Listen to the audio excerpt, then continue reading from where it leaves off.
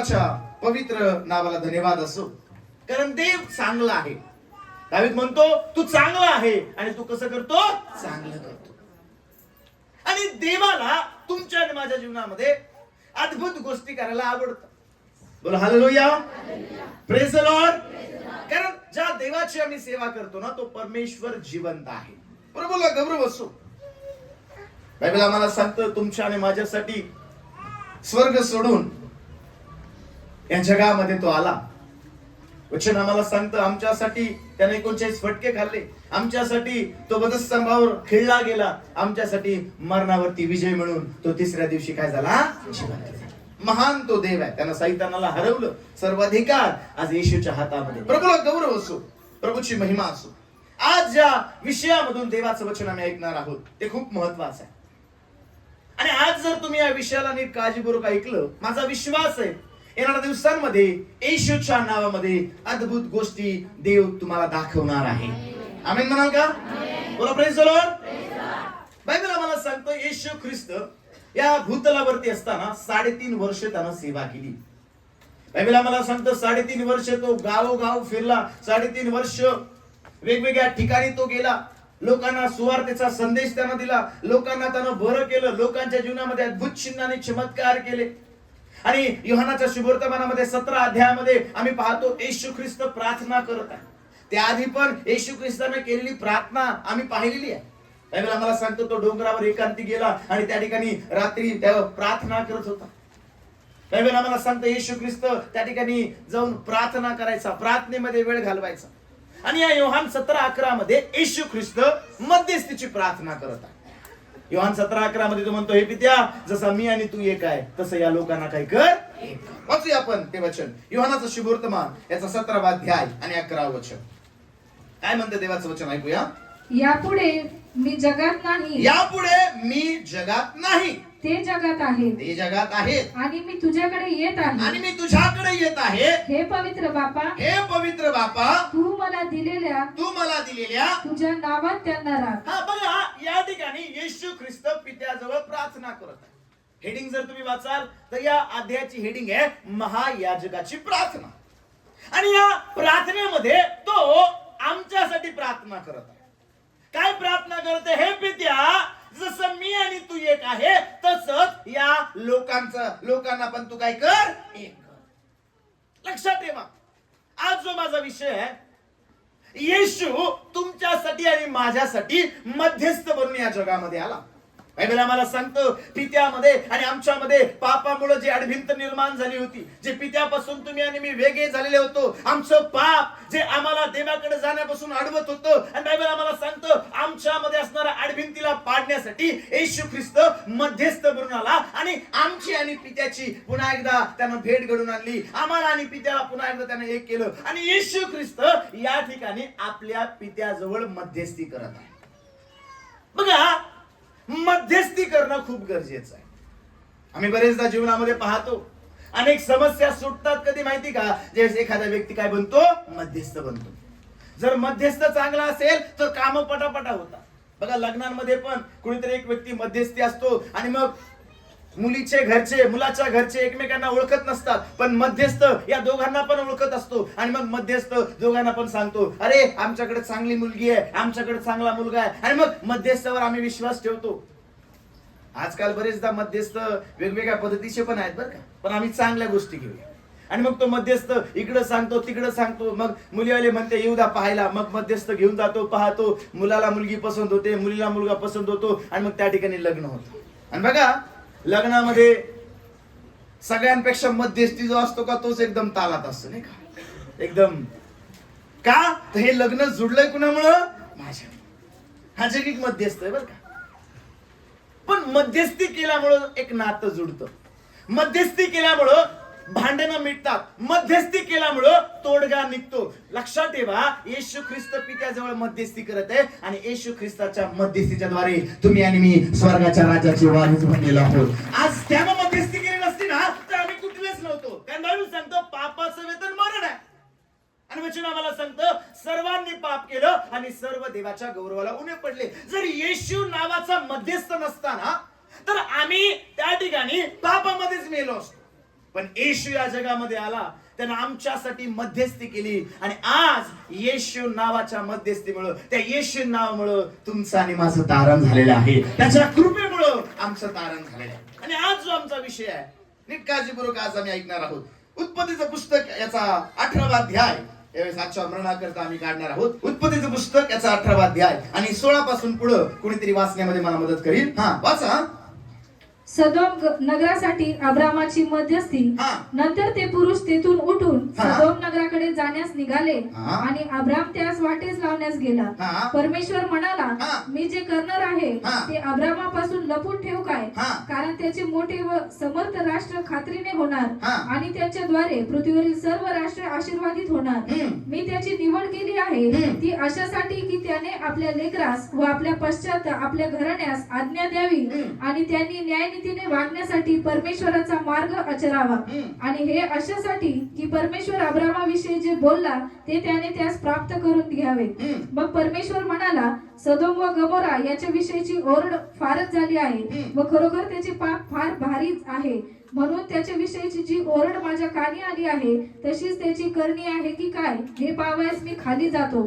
तसे नसेल तर मला कळून येईल. तेथून ते पुरुष वळून सदोमाकडे चालते झाले, पण अब्राम तसाच परमेश्वरासमोर उभा राहिला.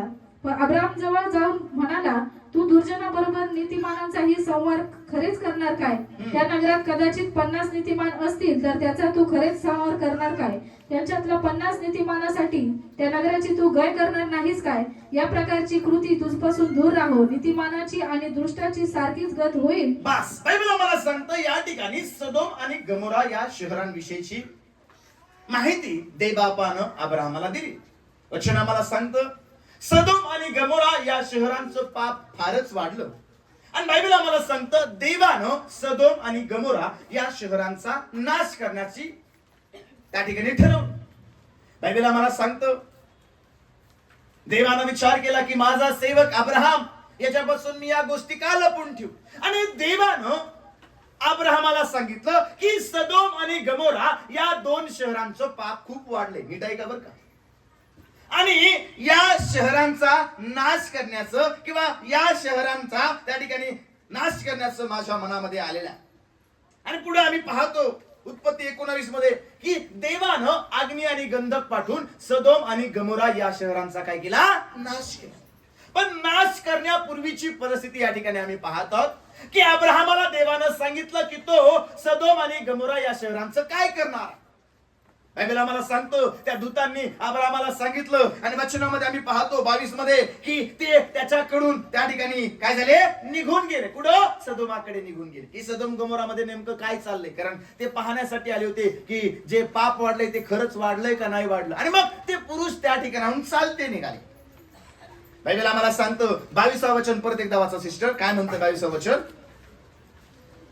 तेथून ते पुरुष वळून सदोमाकडे चालते झाले. तेथून ते पुरुष वळून सदोमाकडे चालते झाले. पण अब्राम तसाच परमेश्वरासमोर उभा राहिला. पुढं अब्राम जवळ जाऊन म्हणाला, तू दुर्जनाबरोबर नीतिमानांचाही संवाद खरेच करणार काय? बघा बायबल आम्हाला सांगतो परमेश्वराचे ते दूत, परमेश्वराचे ते पुरुष सदोमाकडे गेले, पण अब्राहम परमेश्वरापुढेच उभा राहिला. आणि वचन आम्हाला सांगतं आता अब्राहमाला कळालं की सदोम आणि गमोरा या शहरांचं काय होणार आहे. सदोम आणि गमोरा या शहरांमध्ये देव कोणत्या गोष्टी करणार आहे. आणि वचन आम्हाला सांगतं ते पुरुष निघून गेले आणि अब्राहम या ठिकाणी सदोम आणि गमोरा या 2 शहरांसाठी मध्यस्थी करत आहे. तो म्हणत आहे तू 50साठी तू नीतिमानांसाठी पण आणि अनितिमानांचा नाश करणार का. नंतर 50, नंतर 40, नंतर 30, नंतर 20, नंतर तुम्ही या अध्यायाला घरी गेल्यानंतर नीट वाचा, शेवटी 10. आणि मग जर तुम्ही वचन वाचलं 32 वचन वाचूया एकदा 32 वचन. तो म्हणाला, प्रभूला राग न यावा. प्रभूला राग न यावा. मी आणखी एकदाच बोलतो. तेथे कदाचित 10च आढळले तर तो म्हणाला, त्या 10 करता त्याचा नाश करणार नाही. मग अब्रामाशी बोलणे संपल्यावर परमेश्वर निघून गेला आणि अब्राम आपल्या ठिकाणी परत आला. बघा सदोम आणि गमोरा या शहरांचा नाश होणार आहे आणि बायबल आम्हाला सांगतो देव अग्नी गंधक पाठवून या शहरांचा नाश करणार आहे. पण वचन आम्हाला सांगतं अब्राहम या सदोम आणि गमोरा शहरांसाठी देवाजवळ मध्यस्थी करत आहे. या सदोम आणि गमोरा या शहरांसाठी अब्राहम देवाजवळ मागणी करत आहे की प्रभू तू नीतिमानांचा पण नाश करणार काय. आणि 50 पासून सुरुवात करून आम्ही पाहतो तो शेवटी 10 वरती आला. आणि या ठिकाणी अब्राहम सदोम आणि गमोरा या शहरांसाठी मध्यस्थी करत असताना, या शहरांसाठी प्रार्थना करत असताना आणि या शहरांसाठी बायबल आम्हाला सांगतो देवाकडं आरोळी मारत असताना त्या ठिकाणी आम्हाला पाहायला मिळतं.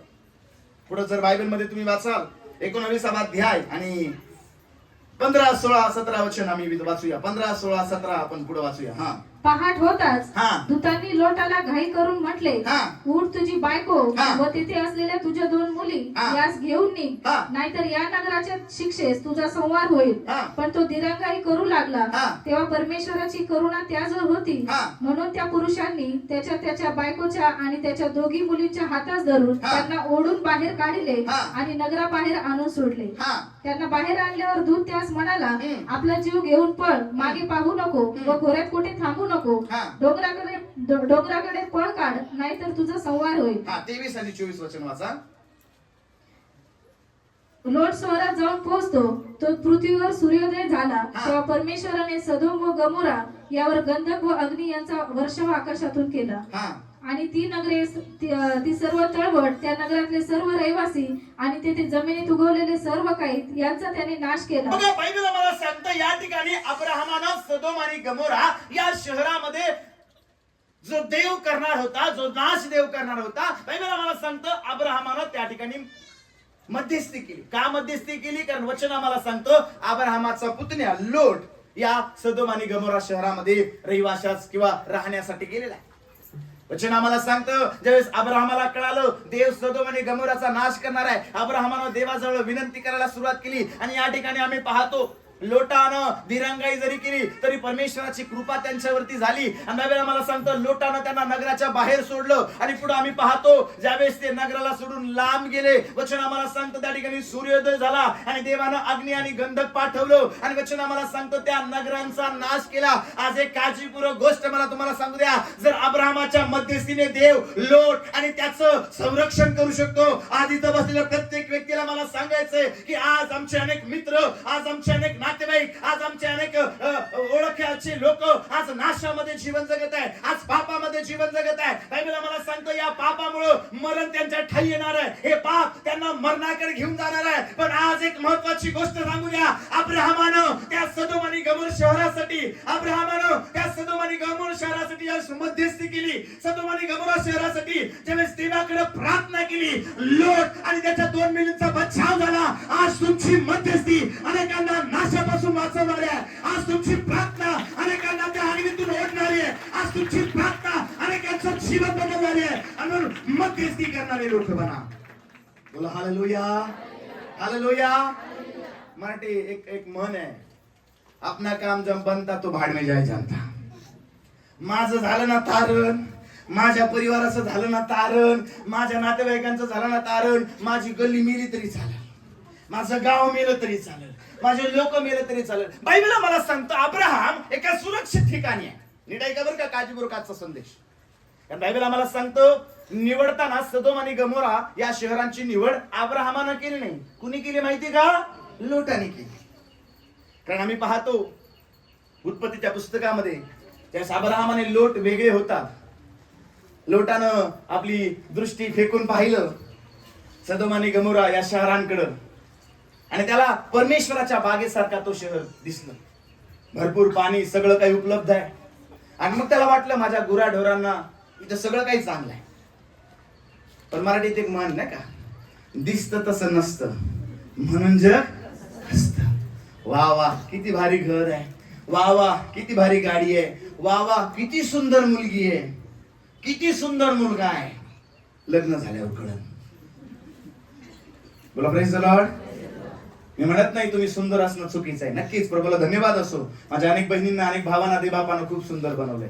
पण फक्त रूपाने सुंदर नसावं, तर आम्ही मनापासून सुंदर असावं. आमेन म्हणाल का? हालेलुया. आमच्या विषयाकडे येऊया.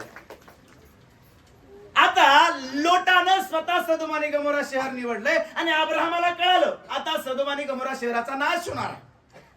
लोट असं अब्राम असं म्हटलं नाही, बरं झालं हा माझ्यापासून दूर जायचं होतं ना, लय निवडताना भारी निवडलं ना, जाऊ दे तिकडं, मनाने गेला, मला म्हणला का जाऊ का नको जाऊ का, काय करू का कसं करू, हा स्वतःच निवडलं ना सदोम आणि गमोरा शहर, आता नाश होणार, बरं झालं, असंच पाहिजे. मला असं वाटतं तुम्ही मी असतो तर आम्ही असं म्हटलं असतो, हा का माझ्यापासून दूर गेला ना, मग असंच पाहिजे.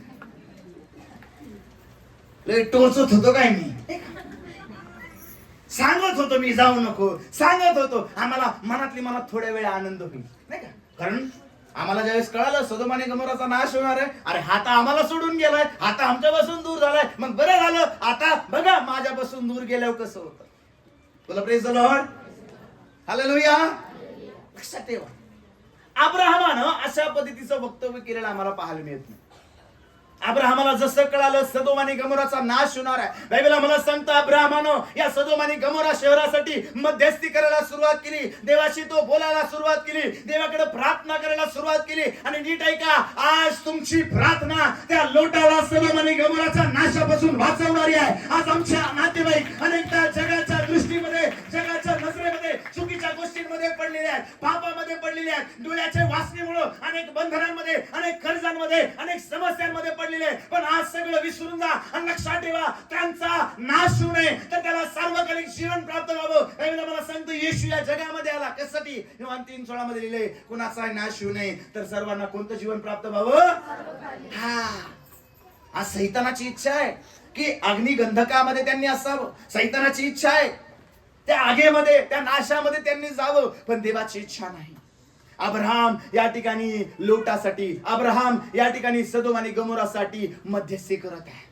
आज येशू पाहत आहे, कोण माझ्या लोकांसाठी मध्यस्थी करील, कोण माझ्या गावासाठी मध्यस्थी करील, कोण माझ्या मंडळीसाठी MID साठी मध्यस्थी करील. देव मध्यस्थी लोकांकडे पाहते, देव आज अब्राहमासारख्या लोकांकडे पाहते, कारण अब्राहमानं केलेली प्रार्थना जर लोटाला वाचवणारी आहे, आमची केलेली प्रार्थना आमच्या MIDC ला वाचवणार आहे, आमची केलेली प्रार्थना आमच्या छत्रपती संभाजीनगरला वाचवणार आहे, आमची प्रार्थना महाराष्ट्राला वाचवणार आहे, आमची प्रार्थना आमच्या भारताला वाचवणार आहे. आज अनेक भाऊ नाशामध्ये, आज अनेक भाऊ व्यसनामध्ये, आज अनेक भाऊ पापामध्ये, तुमची प्रार्थना पापापासून त्यांना दूर करणार आहे, तुमची प्रार्थना व्यसनापासून त्यांना दूर करणार आहे, तुमची प्रार्थना बंधनाला तोडणार आहे.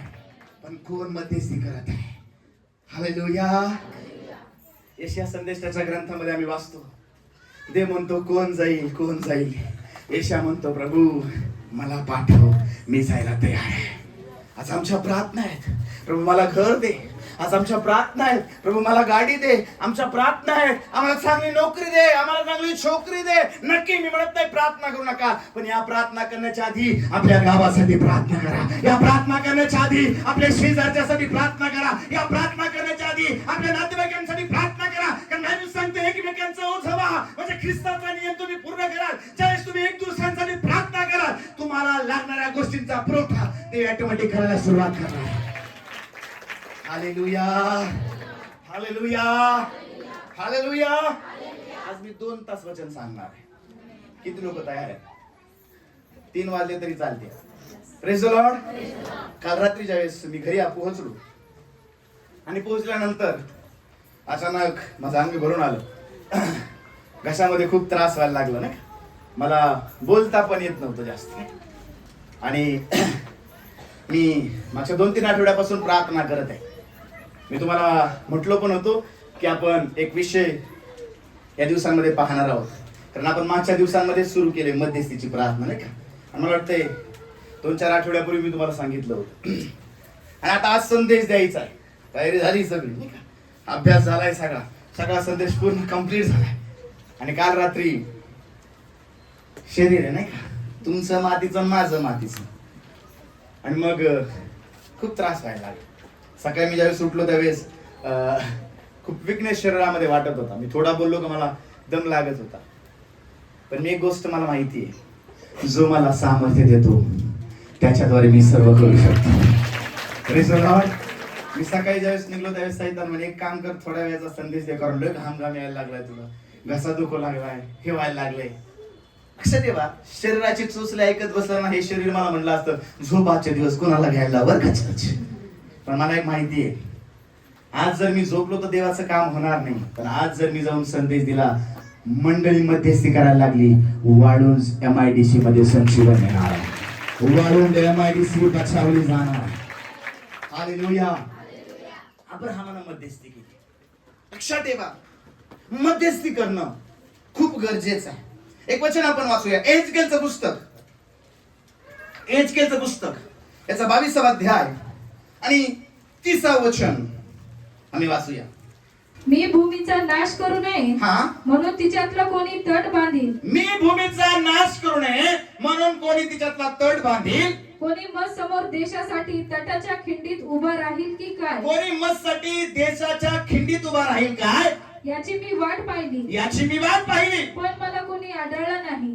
कोणी मला आढळला नाही. नाही का. समोर पहा या वचनात, ज्यावेळेस आम्ही इतिहासामध्ये पाहतो त्यावेळेस एका राज्याची मजबूती व्हावी, शत्रूंना येऊन आक्रमण करू नये म्हणून त्या देशासमोर, त्या राज्यासमोर मोठमोठ्या भिंती, मोठमोठे तट त्या ठिकाणी बांधले जायचे. नीट आहे का बरं का, काळजी करू. आम्ही बायबलमध्ये वाचतो, यहोशूआच्या पुस्तकामध्ये येरिहोची भिंत, येरिहोचा तट. आणि या अध्यायाला ज्यावेळेस तुम्ही वाचाल त्या ठिकाणी असं लिहिलंय की येरिहोचे तट, येरिहोचे दरवाजे त्यांनी एकदम पॅक लावले. का माहिती का? कारण शत्रूने येऊन काय करू नये, आक्रमण करू नये. आपल्या शहराभोवती, आपल्या नगराभोवती, आपल्या देशाभोवती तशा प्रकारची तटबंदी बांधली जायची, जेणेकरून शत्रूंपासून संरक्षण व्हावं. शत्रूंपासून काय व्हावं? मोठे मोठे दरवाजे त्या ठिकाणी घट्ट लावले जायचे. आणि मग कधी कधी काय व्हायचं माहिती का, या तटांमध्ये, या भिंतींमध्ये भगदाड पडलं जायचं. शत्रूंच्या आक्रमणामुळे म्हणा, कुठल्या गोष्टींमुळे म्हणा. आणि मग ज्या ठिकाणी दरार आहे, ज्या ठिकाणी गॅप आहे, ज्या ठिकाणी खिंडी पडल्यात, अशा खिंडीमध्ये त्या ठिकाणी जाऊन जवान किंवा सैनिक उभे राहायचे की जेणेकरून सगळं तर पॅक आहे पण ही खिंड आहे, ही भिंत पडलेली आहे, इथं भगदाड पडलेला आहे, इथं त्या ठिकाणी खिंड पडलेली आहे. आणि मग त्या ठिकाणी जाऊन सैनिक उभा राहायचे आणि रात्रंदिवस त्या ठिकाणी पहारा द्यायचे. त्याचं कारण कसं का, सगळं तर पॅक आहे पण इथून शत्रू काय करू शकतो, आतमध्ये एंट्री करू शकतो. आणि मग सैनिक किंवा योद्धे त्या ठिकाणी उभा राहायचे आणि त्या ठिकाणी उभं राहून त्या ठिकाणी आपल्या देशाचं, आपल्या राज्याचं, आपल्या नगराचं काय करायचे, संरक्षण करायचे. आणि मग शत्रू आतमध्ये येत नसायचा. लक्षात ठेवा, पण जर खिंडीमध्ये उभा राहणारा जर कोणी नसेल ना, त्या पडलेल्या ठिकाणी उभा राहणारा जर कोणी नसेल ना, तर शत्रूला जागा मिळायची आणि शत्रू त्या खिंडीमधून नगरामध्ये, शहरामध्ये पोहोचायचा. आणि एकदा का शत्रू आतमध्ये पोहोचला का तो मोठा विध्वंस करायचा, विजय मिळवायचा आणि ते युद्ध त्या देशाकडून, त्या राज्याकडून, त्या नगराकडून हरलं जायचं आणि त्या ठिकाणी गुलाम बनून लोकांना नेलं जायचं. आणि म्हणून खिंडीत उभा राहणाऱ्यांना खूप महत्व होतं, कारण शत्रू कुठून घुसणार आहे, खिंडीमध्ये. लक्षात ठेवा एक महत्वाची गोष्ट, जर एहेजकेलचं पुस्तक 22वा अध्याय आणि 30वा वचन त्या ठिकाणी काय लिहिले, कोणी तट बांधील काय, कोणी खिंडीत उभा राहील काय, असं मी पाहिलं पण कोणी आलं नाही. आज देव पाहत आहे खिंडीमध्ये उभा राहणारा कोण आहे. आज आम्हाला आमच्या लोकांसाठी त्या खिंडीमध्ये उभा राहून मध्यस्थी करणं गरजेचं आहे. आज सैतान भगदाड पाडण्याचा प्रयत्न करत आहे. आज सैतान अनेकांना नाशामध्ये, गुलामीमध्ये टाकण्यासाठी प्रयत्न करत आहे. वेगवेगळ्या प्रकारची दरारं, वेगवेगळ्या प्रकारच्या खिंडी, वेगवेगळ्या प्रकारच्या फटी आज जीवनामध्ये, शरीरामध्ये, कुटुंबामध्ये निर्माण होतात. बघा, काही काही परिवारांमध्ये वाद होण्याचं कारण काय माहिती का, कारण त्या परिवारामध्ये कुठंतरी थोडीशी चूक होते, कुठंतरी थोडासा प्रॉब्लेम होतो. साधं उदाहरण आहे, आम्ही एक सुंदर घर बांधलं, त्याच्यामध्ये एसी लावला, पण जर आमच्या घरामध्ये कुठं जर गॅप असेल, हवा जायला जर जागा असेल, तर ते रूम थंड होणार नाही. कारण काय माहिती का, कारण हवा काय होते, बाहेर जाते. आणि म्हणून ज्या घरांमध्ये एसी बसवायचा का, ते आधी म्हणतात सगळं पॅक आहे का, नसल तर पीओपी लावा, अमुक लावा, ठमुक लावा आणि सगळं पॅक करतात. आणि मग आम्ही म्हणतो हो लय थंड झाली बाबा, का आतलं बाहेर नाही आणि बाहेरचं सगळं एकदम कसं आहे, आता एकदम बरं वाटायला लागलं. एखाद्या गाडीमध्ये जर गॅप असेल किंवा एखाद्या गाडीची जर खिडकी लागत नसेल ना पॅक, तुम्ही हायवेवरती ज्यावेळेस काढाल त्यावेळेस आवाज येतो फडफाड फडफाड फडफाड फडफाड. आम्ही विचार करतो कुठून येतो, 4 वेळेस वरती घ्यायचा प्रयत्न, मग नंतर कळतं नाही ना, ते पॉवर विंडोला थोडा प्रॉब्लेम आला, ती वरतीच जाय नाही, आणि मग सगळी हवा कुठे चालली, आणि मग गाडीचा बॅलन्स काय व्हायला लागला. मग गाडी पाहिजे तेवढ्या वेगाने आम्हाला काय करता येणार. लक्षात ठेवा, खिंड की ज्या ठिकाणाहून शत्रू आत येणार आहे. आज समाजामध्ये वेगवेगळ्या प्रकारच्या खिंडी आहेत, आज कुटुंबामध्ये वेगवेगळ्या प्रकारच्या खिंडी आहेत, आज मंडळीमध्ये वेगवेगळ्या प्रकारच्या खिंडी आहेत. लक्षात ठेवा, देव आज कोणत्या लोकांना पाहते माहिती का, खिंडीमध्ये उभा राहणार आहे. का? कारण ज्यावेळेस ते खिंडीमध्ये उभा राहणार आहे, शत्रूचा विध्वंस करणार आहे, शत्रू बरोबर हात त्या ठिकाणी चालवणार आहे, शत्रूवर आपली तलवार चालवणार आहे, आणि शत्रूचा नाश होणार आहे, आणि शत्रू खिंडीमधून आत येणार नाही. आज देव पाहत आहे, कोण माझ्या लोकांसाठी खिंडीमध्ये उभा राहिलाय, जिथून पाप आत येणार आहे, जिथून सैतान आत येणार आहे, जिथून सैतान कुटुंबाला फोडणार आहे, जिथून सैतान मंडळीला फोडणार आहे. अशा ठिकाणी जर आज आम्ही उभा राहणार आहोत, आमच्या मंडळीसाठी आम्ही मध्यस्थी करायला उभा राहणार आहोत, आमच्या मंडळीसाठी आम्ही तण बांधायला उभा राहणार आहोत. लक्षात ठेवा, आमच्याद्वारे देव अद्भुत कार्य करणार आहे, आमच्याद्वारे देव महान चमत्कार करणार आहे. आणि म्हणून आज मध्यस्थी करणारे लोक बना. काय करणारे लोक बना. आज सैतानानं तरुणांवरती खूप मोठा ताबा घेतलाय बघा. आज तरुणांना देवापेक्षा जगी गोष्टींमध्ये खूप आनंद आहे. बोला प्रेज द लॉर्ड. आणि बायबल मध्ये लिहिलेले तरुण मंडळीचे काय आहेत, आधारस्तंभ आहेत. बोला प्रेज द लॉर्ड. त्यांना माहिती आहे, तरुण पिढी पडली मग पुढच्या पिढ्या खराब होणार आहे, आणि म्हणून तो तरुणांकडे लक्ष देत आहे.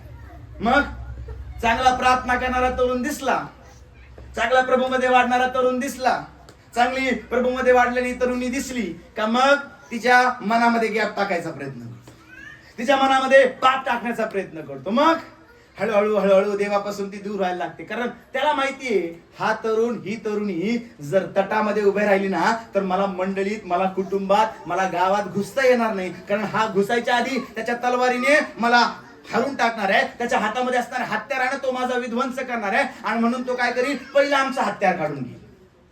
बोला प्रेज द लॉर्ड. देवाचं वचन एक हत्यार आहे, तसं देवाकडे गेलेली प्रार्थना पण एक हत्यार आहे. लक्षात ठेवा. बोला प्रेज द लॉर्ड. प्रार्थना करणारा व्यक्ती कधीच हरत नाही. आम्ही म्हणाल का. बोला प्रेज द लॉर्ड. वचनाप्रमाणे अनुकरण करणारा व्यक्ती कधीच हरत नाही. आम्ही म्हणाल का. कारण देव विजय देणार आहे. आणि मग तो सैतान तरुणांमध्ये वेगवेगळे विचार टाकण्याचा प्रयत्न करतो, पास्टर पासून, मंडळी पासून, चर्च पासून दूर करण्याचा प्रयत्न करतो. बघा प्रेज द लॉर्ड. हालेलुया. जर तसं नाही झालं तर मंडळीमध्ये काही लोक असतात ज्यांना एक विशिष्ट नाव आहे, चुगले. कोणते. चुगले. इधर भले भाई. पास्टर कडे आले का, पास्टर तेव्हा असा म्हणत होता, परत सिस्टर कडे मी गेलतो बरं का पास्टर कडे, साधा विषय काढला, पण सिस्टर पास्टर तुमच्याबद्दल असं असं म्हणत होती. हा का. मला तर असं वाटतं ह्यांना पहिले हाणावा, कारण नसतं काहीच बरं का, नसतं काहीच, पण या चुगल्यामुळं परिवार फुटते. Praise the Lord. मी मागे तुम्हाला एक गोष्ट सांगितली, दोघी सासू सुना होत्या, आणि मग या सासू सुनांमध्ये खूप प्रेम होतं. त्यांच्या समोर राहणारी एक बाई होती, तिला काही ते प्रेम खपवे ना, कारण तिच्या सुना तिला बसता टोला आणि उठता टोला, कारण म्हातारी त्या लायकीचीच होती. आणि मग म्हातारीला कधी कधी पाहून वाटायचं माझं असं, मग हिचं पण तसंच व्हायला पाहिजे. कारण आमचं चांगलं व्हावं असे वाटणारे लोक कमी आहेत, पण आमचं वाईट व्हावं असे वाटणारे लोक जास्त आहेत. आणि मग एक दिवशी या बाईनं पाहिलं, सासू बाजारात चालली, हळूच सुनेकडे गेली. का ग बाई कशी आहे, बरी का. लय सुंदर ग, मला त्यासारखी सून भेटायला पाहिजे नव्हती. अमुक धमुक. सुनेला हरभऱ्याच्या झाडावर चढवलं, पण विसरून गेली सून गावाकडची आहे. तिला माहिती आहे हरभऱ्याचं झाड काय मोठं नसतंय. कारण ज्यावेळेस मी मुंबईमध्ये होतो, माझे काही ओळखीचे मित्र होते. आता ही जुनी गोष्ट सांगते बरं का. काही काही लोक असतात, काही काही खूप ज्ञानी असतात, असं नाही मुंबईच्या लोकांना ज्ञान नाही, खूप हुशार आहेत. पण एक माझा मित्र होता, आणि मग मी त्याला म्हटलो, अरे आम्ही सुरपारंब्या खेळायचो. ते म्हणे आम्ही पण खेळायचो. म्हटलं आम्ही हरभऱ्याच्या झाडावर खेळायचो. ते म्हणे आम्ही पण हरभऱ्याच्या झाडावर खेळायचो. म्हटलं केवढं होतं. अरे लय मोठं होतं म्हणे हरभऱ्याचं झाड. आता हरभऱ्याचं झाड केवढं असतं बरं. वाढलं तरी किती वाढलं तरी गुडघ्याच्या वर काही जाणार आहे का, ते नाही जाणार. आणि मग मी खूप हसलो. नंतर मी माझ्या मित्रांना सांगितलं, अरे हरभरा झाडावर खेळतय. अख्खं कॉलेज त्याला म्हणायचं, हो चल ना हरभरा झाडावर खेळायला. माझ्या विषयाकडे येऊया. आणि मग ती बाई सुनाकडे गेली, बाई तुझी सासू मला सांगत होती, काय बाई सून भेटली लय भांगार, काम करीत नाही, निस्ती झोपती, निस्ती अमुक करती, आणि तुमच्या सुना लय भारी आहेत, मला तशी भेटायला पाहिजे, आणि तुझी सासू तोंडावर गोड पण माग लय तुझी निंदा करते का. सुनाला वाटलं एवढी सासूची काळजी घेते, एवढं सगळं कळते, पण माझी सासू अशीच वागते. मग नंतर ती निघून गेली. संध्याकाळ झाली, त्या बाईचा नवरा आला. सासू म्हणे जागा भाजीपाला घेऊन या. नवऱ्याबरोबर ही निघून गेली, न पाहिलं सून गेली. आता सुनाचे कान भरलेत, आता बाकी कोण राहिली, सासू. कोण राहिली बाकी, आता सासूकडे आली. का ग म्हणे दुपारी तुझ्याकडे साखर मागायला आलते, पण तुझी सून लय तानपान, मलाच काम, अमुक काम, भांडे आपट, फलाना आपट, माझी सासू अशी, माझं. सासूला वाटलं हिला आई सारखी जपत आहे, मी ही का अशी करत आहे. गेली बरं का निघून. मग संध्याकाळ झाली, जेवण झाले. आता बघा दोघींच्या मनामध्ये फटी निर्माण केल्यामुळं एकीचं तोंड इकडं, एकीचं तोंड, एकीचं उत्तरेचं तर एकीकडे दुसऱ्या दक्षिणेकडे. नवऱ्याला सासऱ्याला प्रश्न पडला, दोघी शेजारी बसून खाणाऱ्या, आज एकीचं तोंड इकडं, एकीचं तोंड तिकडं, एक अमावस्या एक पौर्णिमा कस काय झाली. आणि मग जेवण झालं, आणि मग सासू आणि सुना किचन मध्ये गेल्या, आणि मग सुनानं सुरुवात केली. म्हणे का हो, मी एवढं तुमच्या संग चांगले वागते आणि तुम्ही माझी का निंदा केली. म्हणे कधी. म्हणे ती म्हातारी आलती, तिने सांगितलं. मग सासू म्हणे अगं माझ्याकडे पण आलती. मग दोघींना प्लॅन कळाला. मग दोघी म्हणे आता आपण गप राहायचं, तुला काय माहित नाही आणि मला काय माहित. मी तिला बोलविते. सासूने आपल्या मैत्रिणीला बोलवलं. मैत्रीण आली. मैत्रिणीला वाटलं सून घरी नाही. सासूला विचारलं कुठे सून, गेली म्हणे फिरायला. आणि मग विषय चालू झाला आणि सून टपकली. आता जशी सून टपकली तशी चुगल्या बाईची हार्टबीट धाक धाक धाक. आता करायचं तरी काय, पळता येईना, धावता येईना, बसता येईना आणि श्वास घेता येईना, करायचं तर काय. आणि मग सुनबाई म्हणे का म्हणे मी कधी म्हटले तुम्हाला माझी सासू अशी. सासू म्हणे का ग मी कधी म्हटले माझी सून अशी. आणि मग रडायला लागली, मला क्षमा करा, हाकलून दिलं लगेच. आता आमच्या घरी परत येऊ. लक्षात ठेवा, चुगल्या लोकांना स्वर्गाचं राज्य मिळणार नाही. आमेन म्हणा. जे चुगल्या करते आजच लक्षात ठेवा, बंद नाही केलं ना 100% नरकात आहेत. 100% आज लोकांमध्ये जाणार आहे. बोला praise the Lord, hallelujah, praise the Lord. आणि मी एक गोष्ट काय म्हणतो, या औरंगाबाद मध्ये अनेक मंडळ आहेत. Praise the Lord. प्रत्येक मंडळी प्रभूची आहे. आमेन म्हणा. प्रत्येक मंडळी स्वर्गात जाणार आहे. आमेन म्हणा. पण आम्ही विशेष आहोत, नाही का. अरे आमेन म्हणा ना. मग नाही का तुम्ही विशेष अशीच का.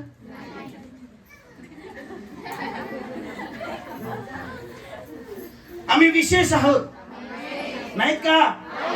In the site of God, देवाच्या नजरेमध्ये आम्ही विशेष आहोत. मग आम्ही विशेष जर आहोत तर आमच्यामध्ये विशेष गोष्टी दिसल्या पाहिजेत.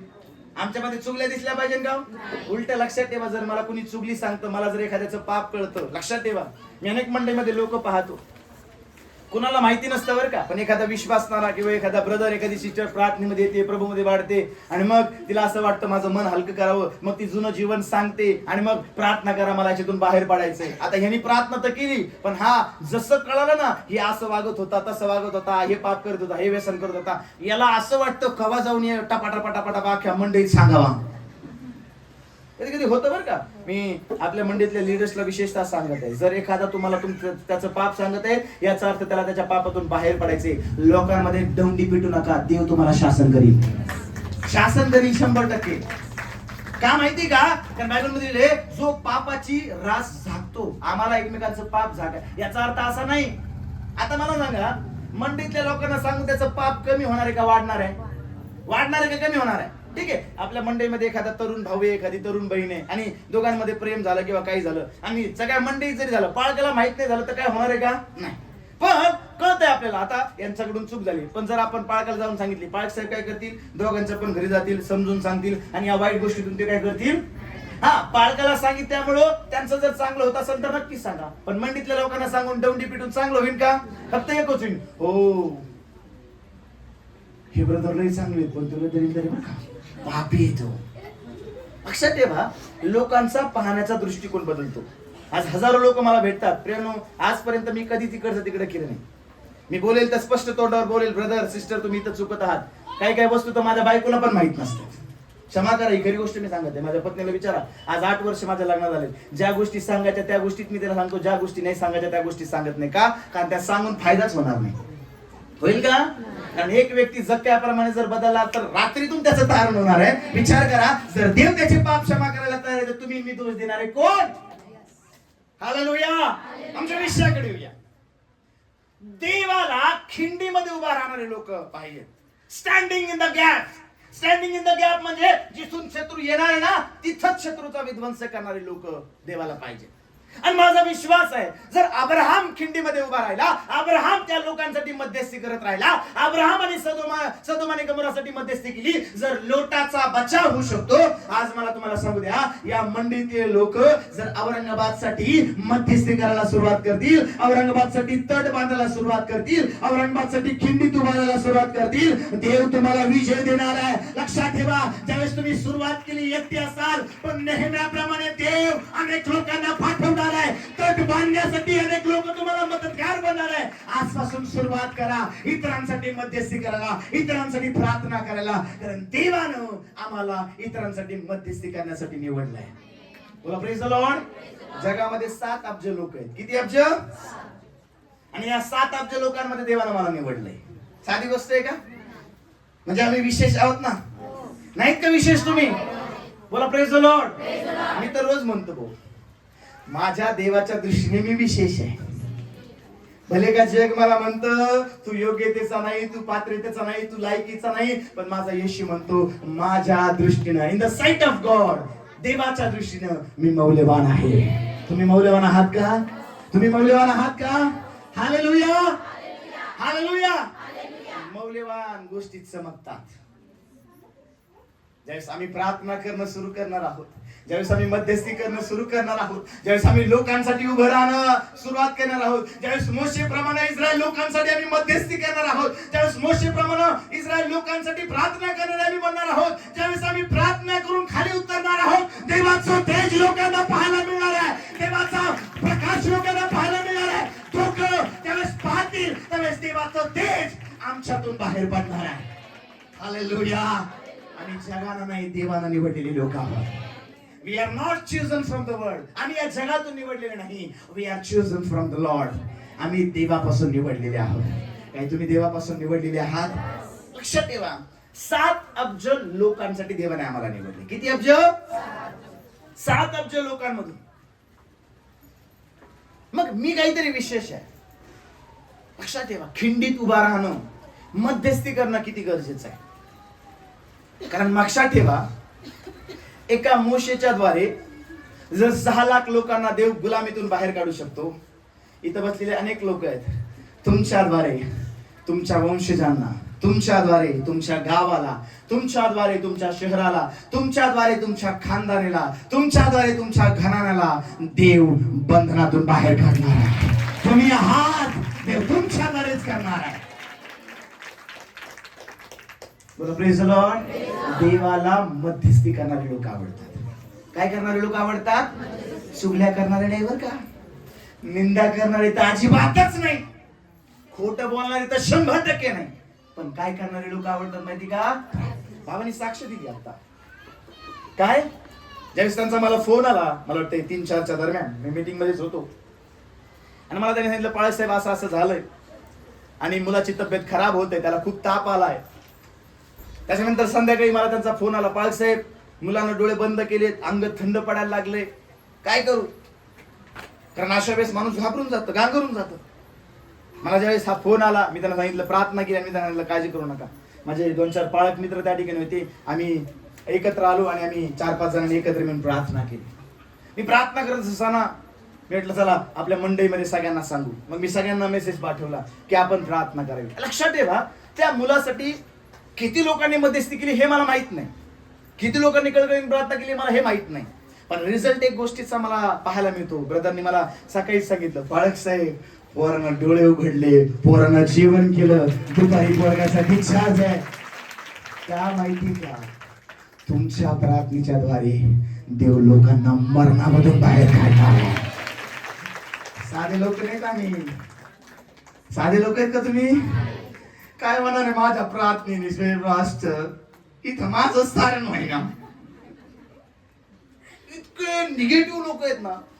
आणि मी तुम्हाला सांगतो मराठवाड्यात तो लय निगेटिव्ह लोक आहेत. क्षमा करा, मी मराठवाड्याचा आहे बरं का. क्षमा करा मला. एखादी गोष्ट एखादा म्हटला मला करायची, पॉझिटिव्ह कमी सांगतील पण निगेटिव्ह कसं काय होणार आहे आणि हप्ते कसे भरशील आणि कुठून येईन आणि काय येईन. आणि तो बिचारा म्हणतो बरं का माझा देव देईन, तरी हे म्हणतोय. माग मला ते युट्यूब तो संदेश आला असेल, कणानावर विजय, की जणांनी ऐकला माहित नाही. लक्षात ठेवा, 10 हेरांनी वाईट बातमी आणली, 2 हेरांनी कोणती बातमी आणली? 10 हेरांचा नाश दिला, 2 बातमी ज्यांनी चांगली आणली, कारण त्यांची बातमी देवाच्या विश्वासावर, देवावर अवलंबून होती. आणि बायबल मध्ये लिहिले यहोशू आणि कालेब हे दोघच दुधामधाच्या देशामध्ये गेले. लक्षात ठेवा, निगेटिव्ह नका बनू, पॉझिटिव्ह बना. याचा अर्थ ओव्हर पॉझिटिव्ह नाही, ओव्हर छानपणा पण नाही, पण देवावर जर तुमचा विश्वास आहे ना, तर माझा देव जे नव्हतं ते होतं असं करणारा परमेश्वर आहे. हालेलुया. आम्ही देवाचे निवडलेले लोक. प्रार्थना झाली मुलासाठी, देवानं अनेकांच्या प्रार्थनेचं उत्तर दिलं. मृत्यूची सत्ता त्याच्या परिवारामध्ये, त्याच्या जीवनामध्ये नाच करत होती. मृत्यू गलबला करत होता, पण लक्षात ठेवा, गलबला करणारा, सैतानाला हरवणारा माझा येशू आहे. Praise the Lord. हालेलुया. तुम्ही साधारण समजू नका, प्रार्थनेला साधारण समजू नका, मध्यस्थीला साधारण समजू नका. आपलं चर्च उगाच दर रविवारी, दर आठवड्यात देशासाठी, गावासाठी, औरंगाबादसाठी, MIDC साठी उगाच प्रार्थना करत नाही. अनेक लोकांना वाटतं काय राव पाळक साहेबांचं दर बुधवारी या, सगळ्या महिलांना एकत्र करा, ह्याच्यासाठी प्रार्थना कर, त्याच्यासाठी प्रार्थना कर, देशासाठी प्रार्थना कर, महिना झाला का चला होल नाईट प्रार्थना करू आपल्या MIDC साठी. साधं समजू नका. मागच्या काही दिवसात आपण प्रार्थना सुरू केली होती, प्रभू MIDC मध्ये दारूचे दुकानं वाढलेत, बंद कर. लक्षात ठेवा, या दिवसात MIDC 2 नंबरचे धंदे कमी झाले. माझा देव महान आहे. साधे लोक नाही आम्ही. Praise the Lord. ज्या ज्या गल्ल्यांमध्ये मी प्रेयर राईड केली ना, त्या त्या गल्ल्यांमधून देवबापानं सगळं बंद केलंय. आहे का नाही अनुभव? खोटी गोष्ट सांगत नाही बरं. बघा न्यूजला, नाहीतर दत्तनगर फाट्यावर जाऊन बघा. हालेलुया. काय देव करणार नाही का? माझा देव महान आहे. पण देवाला खिंडीत उभा राहणारे लोक गरजेचे आहे. आता माझा प्रश्न आहे, का बरं आम्हाला मध्यस्थी करणं गरजेचं आहे? का बरं खिंडीत उभा राहणं गरजेचं आहे? वाचूया आपण उत्पत्तीचं पुस्तक, याचा 3रा अध्याय 17 पासून पुढे आपण वाचूया.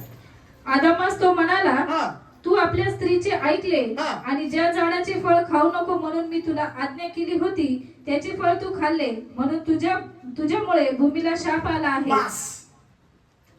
या ठिकाणी बायबल आम्हाला सांगतो, देवानं जो प्रथम पुरुष बनवला त्याचं नाव आहे आदाम. नीट ऐका बरं का हा संदेश. बायबल आम्हाला सांगतो, या आदामाला देवानं एदेनेमध्ये ठेवलं. एदेन या शब्दाचा अर्थ आहे आनंद. जर बायबल मध्ये तुम्ही वाचाल, या एदेन बागेमध्ये खायला प्यायला सगळं काही मुबलक आहे.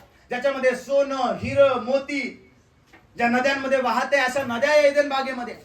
बायबल आम्हाला सांगतो, देवानं आदाम एकटा नसावा म्हणून हवेची निर्मिती केली. आणि आदाम आणि हवा एदेन बागेमध्ये राहत असताना सर्प हा खूप धूर्त होता. आणि देवानं त्यांना एक आज्ञा दिली, काय? वाटेल त्या झाडाचं फळ खा, पण बऱ्या वाईटाचं ज्ञान करून देणाऱ्या झाडाचं काय खाऊ नका. पण बायबल आम्हाला सांगतो, सर्प आला, सर्पाने त्यांना फूस लावली, सर्पाने त्यांना चुकीच्या गोष्टींमध्ये नेलं. काय होणार नाही, तुम्ही देवासारखे व्हाल. आणि बायबल आम्हाला सांगतो, आदाम आणि हवेनं ते फळ घेतलं, तोडलं, खाल्लं आणि त्या ठिकाणी काय झालं? बायबल आम्हाला सांगतो, या 17 वचनामध्ये देव काय म्हणतो, परत एकदा वाचत आहे. आदामास तो म्हणाला, तू आपल्या स्त्रीचे ऐकले आणि ज्या झाडाचे फळ खाऊ नको म्हणून मी तुला आज्ञा केली होती, त्याचे फळ तू खाल्ले, म्हणून तुझ्यामुळे भूमीला शाप आला आहे. तू आयुष्यभर कष्ट करून तिचा उपवास खाशील.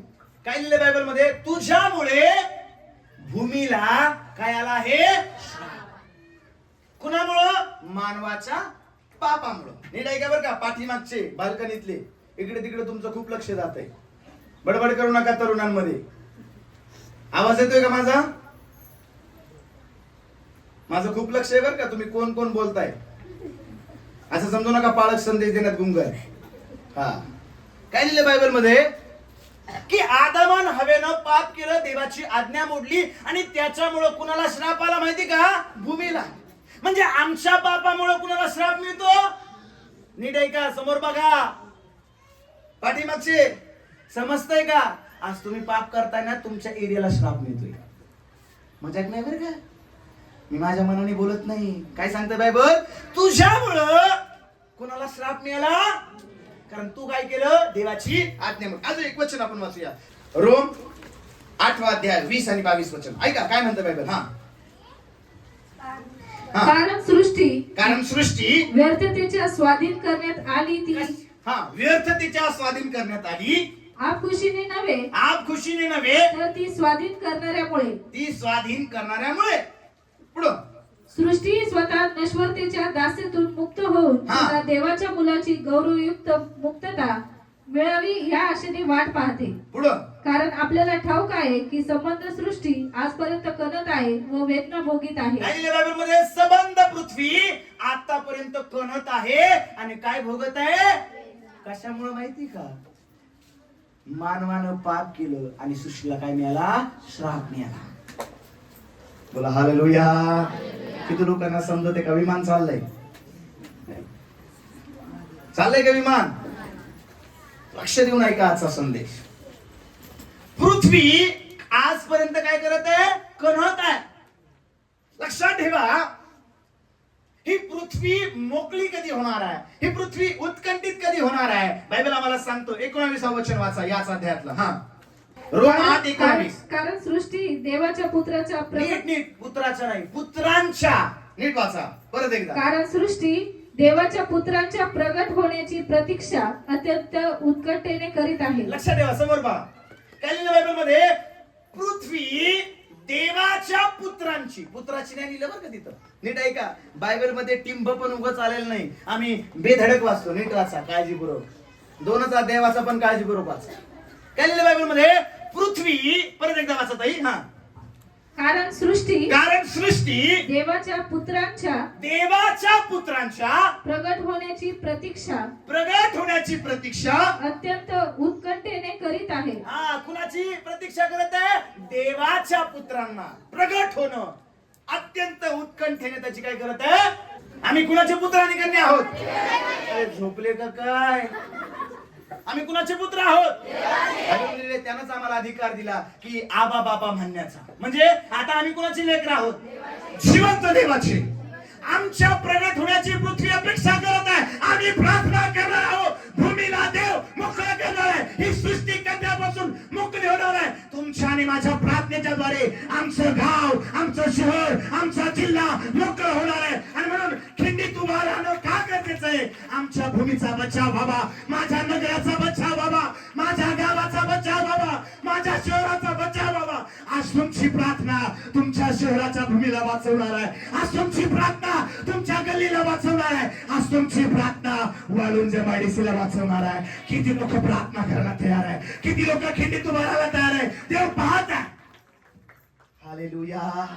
किती लोकांना समजत आहे? प्रभूचं वचन खूप महान आहे बरं का. अजून 2 तासाचा संदेश माझ्याकडे. किती लोक तयार आहे?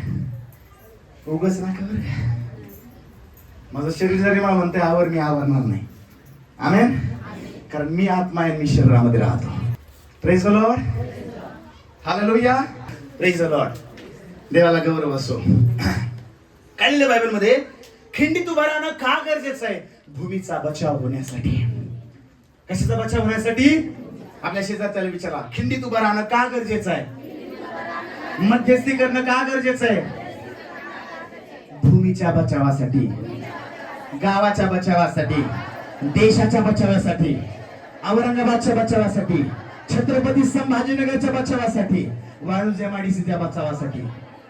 हालेलुया. आज जर तुम्ही तयार असाल ना मध्यस्थी करण्यासाठी, खिंडीत उभा राहणं म्हणजे मध्यस्थी करणं आत येण्यापासून सैतानाला, वाईट गोष्टींना. आणि मला तुम्हाला सांगू द्या, जर आज ACAG येशू जीवतो मंडळी द ग्रेस मिशन जर खिंडीत उभा राहायला तयार असेल ना, ही तर सुरुवात आहे. आता तर सगळं दारू व्यसन बंद झालेत. येणाऱ्या दिवसांमध्ये या MIDC मधून खून खराबा बंद होणार आहे. MIDC मधून पाप निघून जाणार आहे. ही MIDC आशीर्वादित होणार आहे. महाराष्ट्रामध्ये देव या गावचं वैभव वाढवणार आहे. God is going to enlarge you in the name of Jesus. येशूच्या नावात देव तुम्हाला मोठं करणार. हालेलुया. आज आपल्या भूमीसाठी मध्यस्थी करा. आज आपल्या गावासाठी मध्यस्थी करा. बायबल आम्हाला सांगतं मानवानं पाप केलं, भूमीला श्राप मिळाला. रोमकाराच्या मंडळीला लिहित असताना पौल म्हणतो भूमी खणत आहे, रडत आहे. नीट आहे का बरं? भूमी काय करत आहे? खणत आहे. ज्यावेळेस आम्हाला सांगतं बायबल काईनाने हाबेलाचा खून केला, ती भूमी ओरडत गेली, ते रक्त ओरडत गेलं. लक्षात ठेवा, आज आमच्या भूमीवरती आम्हाला त्या भूमीला श्रापित करायचं नाही आहे. आज आमची भूमी श्रापातून मुक्त होईल यासाठी आम्हाला मध्यस्थी करायची आहे. देव वाट पाहते, कोण आपल्या भूमीसाठी उभा राहील, कोण आपल्या लोकांसाठी उभा राहील. कोण जाएगा खून मेरे लिए, प्रभु तू मुझे भेज.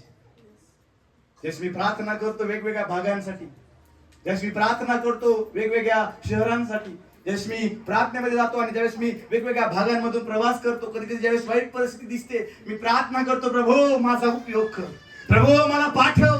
देवा मी तयार आहे. आज हे लोक नाशामध्ये आहे, आज हे लोक पापामध्ये, आज हे लोक व्यसनामध्ये. प्रभू मला पाठव, प्रभू मला पाठव. का? कारण माझ्या प्रार्थनेनं या भूमीला तू मुक्त करणार आहे, माझ्या प्रार्थनेनं या भूमीचा बचाव होणार आहे. तुमची प्रार्थना भूमीला वाचवणारी असणार आहे, तुमची मध्यस्थी तुमच्या गावाला वाचवणारी असणार आहे.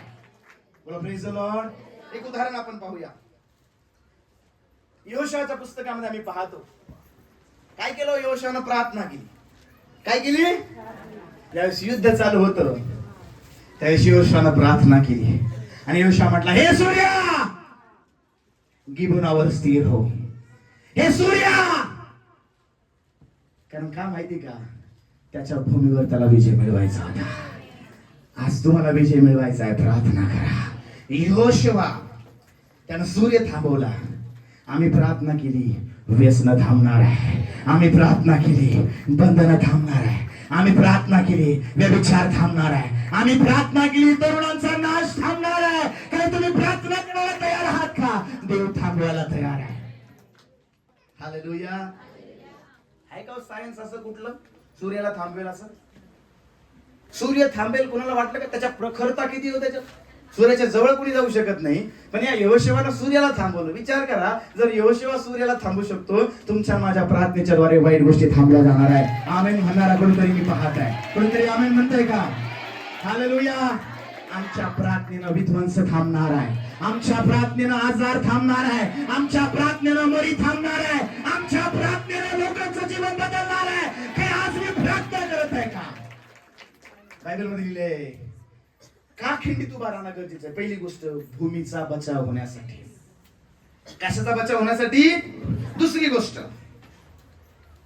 मध्यस्थीची का गरज आहे. जकर्याचं पुस्तक याचा 2 अध्याय 5 वचन. हा वाचा.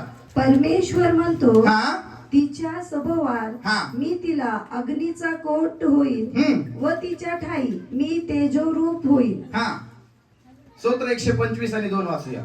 यरूशलेमेच्या सभोवती डोंगर आहेत, हा. असा परमेश्वर आतापासून सर्व काळ आपल्या लोकांसभोवती आहे. बघा नीट आहे का? मी मागाशी तुम्हाला सांगितलं एखाद्या देशासमोर नगरासमोर तटबंदी केली जाते की या तटबंदीमुळे शत्रू आतमध्ये येऊ नये. शत्रू आतमध्ये काय येऊ नये? येऊ नये. पण कधी कधी काय होतं माहिती का, त्या तटबंदीला भोगदाड पडतं किंवा ती तटबंदी पाडली जाते शत्रूकडून. काय केली जाते? कधी कधी चांगले चांगले प्रार्थना करणारे लोक पण सैतान पाडतो. नीट बघा बरं का, समोर बघा. चांगले चांगले प्रार्थना करणाऱ्या लोकांना पण सैतान काय करतो? पाडतो. कशात? पापात, व्यसनात, व्यभिचारात, अहंकारात. आणि आता सध्या परत एकदा नीट ऐका तरुणांनो, तरुणींनो, कारण मी आजपर्यंत कधी कुणाला बोलण्यासाठी संदेश दिला नाही, कधी देणार पण नाही. मला जो देवापासून येईन तोच दिन. मग कोणी राहू का नाही राहू मला काही घेणं नाही. बोला प्रेज द लॉर्ड. कारण मी लोकांचे चोचले भागवण्यासाठी संदेश कधीच दिला नाही. हो त्यांना असं बोलाय चेटला नका काय ना, नो प्रॉब्लेम. एक जाईल देव 1000 पाठवी. आमेन म्हणा. हालेलुया.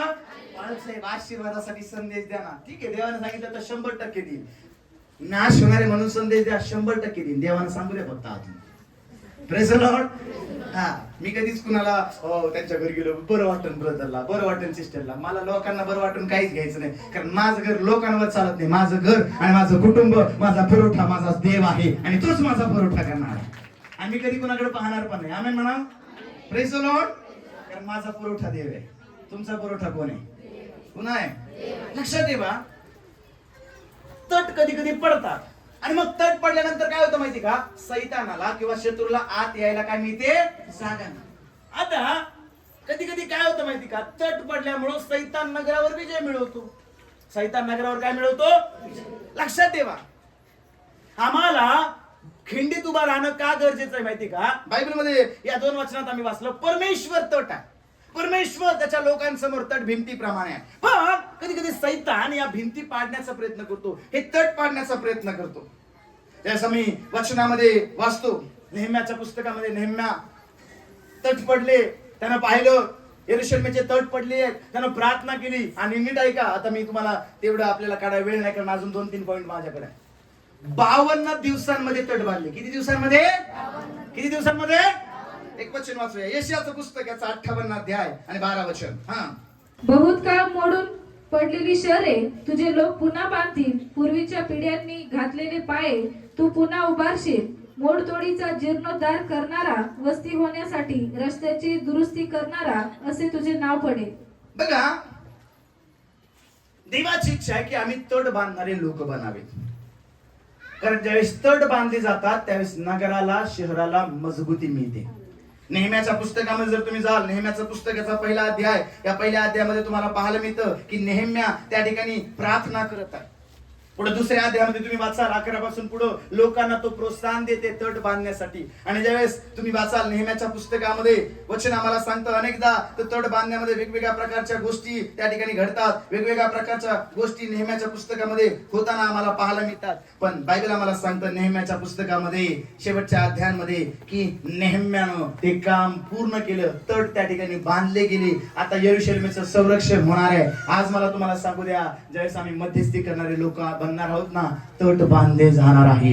शहराची मजबूती होणार आहे, औरंगाबादची मजबूती होणार आहे. सैतान आमच्या मंडळीमध्ये घुसू शकणार नाही, सैतान आमच्या गावामध्ये घुसू शकणार नाही, तो विध्वंस करू शकणार नाही, तो नाश करू शकणार नाही, तो सैतान तरुणांना खेचू शकणार नाही. का आज आम्ही तरुणांसाठी प्रार्थना करत आहोत, जे तरुण व्यसन करत आहे येशूच्या नावात देव त्यांना खेचून आणणार आहे. Praise the Lord. त्यावेळेस मी बायबल वाचतो, मत्त्याचा शुभवर्तमान 9 अध्याय 36 वचनामध्ये येशूला कळवळ आला. हो, का कळवळ आला माहिती का, मेंढपाळ नसल्यासारखे ते लोक होते. लक्षात ठेवा, आज अनेक लोक पडत आहेत, आज अनेक लोक देवापासून दूर जात आहेत, आज अनेक मंडळ्या पडत आहे. याचं कारण काय माहिती का, कारण त्यांच्यासाठी मध्यस्थी करणारे कोणीच नाही, त्यांच्यासाठी खिंडीत उभा राहणारे कोणीच नाही, त्यांच्यासाठी रथबदल्या करणारे कोणीच नाही. म्हणून 1 थेसलोनिकराचं पत्र ज्यावेळेस आम्ही काढतो आणि 5वा अध्याय आणि 11 वचन ज्यावेळेस आम्ही वाचतो, त्या ठिकाणी असं लिहिलंय, वाचा बरं कोणीतरी, 1 थेसली 5:11. हा, ऐका, 1 थेसली 5:11. हा, म्हणून तुम्ही एकमेकांचे सांत्वन करा व एकमेकांची उन्नती करा असे तुम्ही करीतच आहात. हा, इंग्लिश मध्ये जर तुम्ही वाचलं त्या ठिकाणी असं लिहिलंय, बिल्ड वन अनदर. मराठीमध्ये भाषांतर थोडं वेगळं आहे, इंग्लिश मध्ये तुम्ही वाचाल त्या ठिकाणी असं लिहिलंय, बिल्ड वन अनदर, म्हणजे एकमेकांची बांधणी करा. बोला प्रेज द लॉर्ड. आज अनेकदा काय होतं माहिती का, मंडळांमध्ये एखादा पडला का सगळे त्यालाच बोलते, लय पापी, लय पापी, लय पापी. हो का, 3 बोट तुझ्याकडं, 2 बाट म्हणजे तो पापी तर तू महापापी. Hallelujah, hallelujah. मगाशी तुम्हाला सांगितलं, एखाद्याचं पाप जर तुम्हाला कळतं याचा अर्थ ते पाप उघड करण्यासाठी नाही, त्याच्यासाठी प्रार्थना करण्यासाठी. कारण ज्यावेळेस तुम्ही प्रार्थना कराल ना, येशू त्याला पापातून मुक्त करणार आहे. दमडी नाही, दमडी नका पेटू, बंद करा, देव ढोलच फोडून टाकेन तुमचा. Praise the Lord. मग बोंबला, मग एकटे ताल द्यावं लागेल. Hallelujah, hallelujah. हे विशेष करून कुणाला सांगतो मी माहिती का, जे प्रभूच्या सेवेमध्ये वाढत आहेत. लक्षात ठेवा, मी परत एकदा सांगतो, या मंडेला देवानं ज्यावेळेस मला दर्शन दिलं त्यावेळेस छोटं दर्शन देवानं मला दिलं नाही. आपल्या मंडळीच्या येणाऱ्या दिवसांमध्ये शाखा फक्त महाराष्ट्र, गुजरात, फक्त भारतातच नसणार आहेत.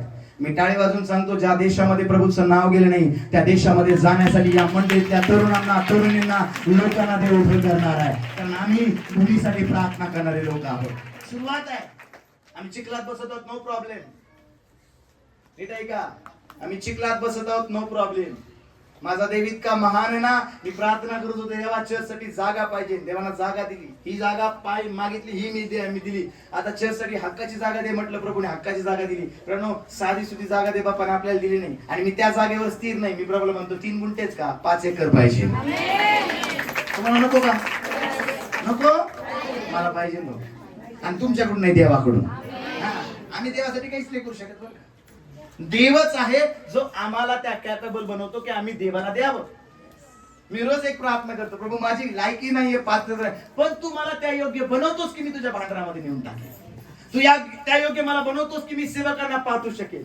कारण काही वर्षांपूर्वी ज्यावेळेस मी सेवेमध्ये होतो, पण अनेक वेगवेगळ्या अडचणी असायच्या, वेगवेगळ्या फायनान्शियल कंडिशन्स असायच्या, आणि मी आणि माझी प्रार्थना करतो, देवा आम्ही तुझ्यावर अवलंबून. प्रभू आमच्याकडे जे आहे हे तुझ्यामुळे आहे.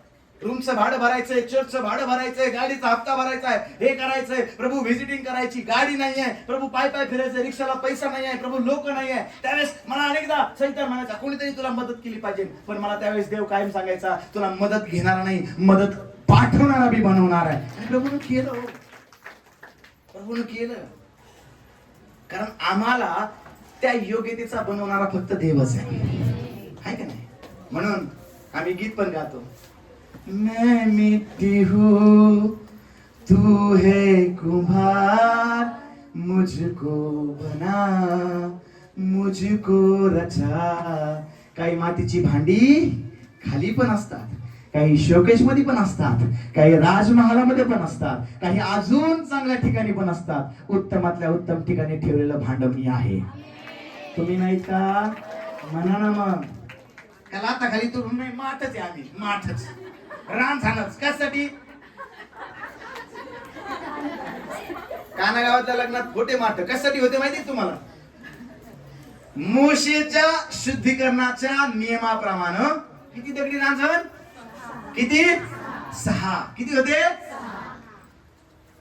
6. उगस त्याचं कारण आहे, नवरीचे आई बाप, नवरदेवाचे, म्हणजे 2 विभक्त परिवाराला देव काय करतो या नात्यातून?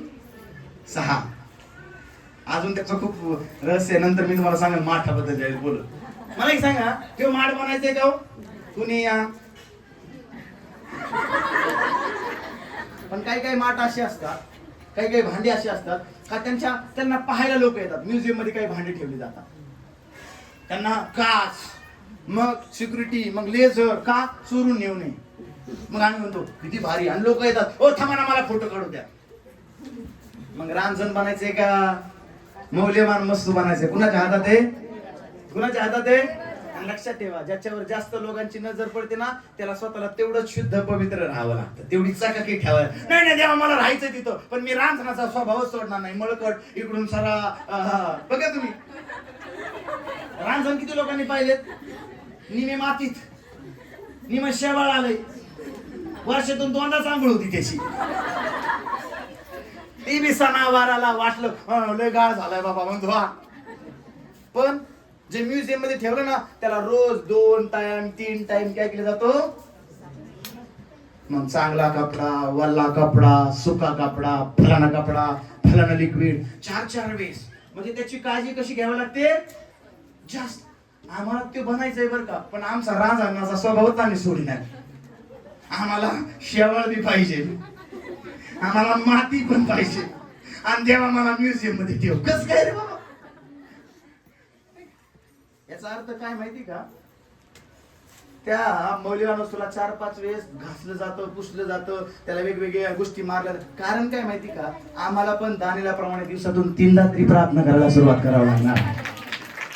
आणि मी तुम्हाला साधी गोष्ट सांगत नाही, तुम्ही प्रार्थना करायला सुरुवात करा, तुमच्या चेहऱ्याला चमकवण्याचं काम देव करणार. जगामध्ये कुठलीच handsome, Fair and Lovely, Pond's, फलाना बिस्ताना एवढं तुम्हाला गोरं करणार नाही, एवढं तुम्हाला तेज देणार नाही. प्रार्थना तेवढं तेज तुम्हाला देणार आहे. God is going to shine his glory on your face. देव त्याची महिमा तुमच्या चेहऱ्यातून प्रदर्शित करणार आहे. पण त्यासाठी सकाकी देणं स्वतःला गरजेचं आहे. आकार देणं. इथं आम्हाला पाळक आज बोलला काय म्हणतो, हा हे नाही दुसऱ्या चेटला तर तिकडच. इथं जर कुणाला वाटत असेल ना पाळक मला लय बोला चेर सोडायचा, आजच ये नोटीस लिहून देतो, चल निघ. क्षमा करा मला मी शब्द वापरते, मी कधीच शब्द वापरत नाही. पण जर तुला देवाच्या सेवकाची किंमत नाही तर तुला देवाची पण किंमत नाही. आणि मी साधारण नाही. आमेन म्हणा. मी साधारण नाही. आता मला पाळक लय गर्विष्ठपणे बोलतो, असं नाही बोलत मी साधारण का नाही माहिती का? माझा देव माझ्या बरोबर आहे. तुम्ही साधारण का नाही माहिती का? तुमचा येशू तुमच्या बरोबर आहे. ज्या गल्लीत राहाल you are a special person. ज्या गल्लीत राहाल you are a noted person.